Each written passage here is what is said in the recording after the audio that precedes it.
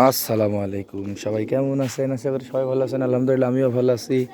তো অনেকদিন পর আজকে ছুটি পাইছি শুক্রবারে। তো ভাবলাম যে একটু আপনাদের সঙ্গে আমাদের কিছু কবুতর শেয়ার করি এবং দেখি। অনেকদিন হলে আমি নিজেও দেখিনি আমার বাসার কবুতর কত বড়, বাচ্চাগুলো কেমন হয়েছে বা কি অবস্থা না অবস্থা, কবুতরের পরিস্থিতি কেমন। তো সেই বিষয়ে আসলাম। তো এই যে আপনারা চিনেন আমার এই যে বাচ্চা, এই দুইটা হচ্ছে আমাদের এই যে ঘুঘুর। কিন্তু এবারে দেখেন ঘুঘুর বাচ্চা সবুজ, দুইটাই সবুজ হবে, সাদা সবুজ এবং একটা কালো সবুজ। এই যে এখানে দুইটা আছে।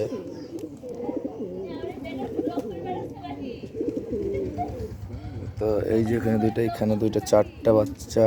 এই যে এখানে দুইটা, ছয়টা। শুধু বাচ্চাই দেখাবো আপনাদের এখন। আরও কিছু নতুন কবুতর, অতিথি কবুতর আমাদের বাসায় এসে ছিল, এখনও আছে। এই যে এই লাল পিলং নটটা মাত্র এই আকাশ থেকে উড়ে বসলো। কতক্ষণ উঠছে জানি না, আমি ঘুমেছিলাম। ঘুম থেকে উঠে ভাবলাম যে আপনাদের শেয়ার করি। আর একটা দুঃখের বিষয় দেখা, এই যে আমাদের এখানে দুইটা নথ, একটা নথ ছিল একজন, একটা মাদি। এই যে তো নটটা একটা দুর্ঘটনাবশত হারাই গেল, পাখা ভাঙা, ঘাট টাল। তারপরেও ওকে আমার ছোট ভাই নিয়ে এক জায়গায় ছেড়তে গেছে। তো ছাড়ার পরে ওখান থেকে তিনটা কবুতরের ভিতরে দুইটা ব্যাক করছে, আর ও আর ব্যাক করতে পারেনি।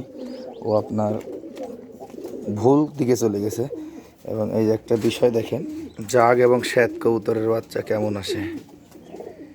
এই যে দেখেন কি সুন্দর হয়েছে জাগ এবং শ্বেতের বাচ্চা।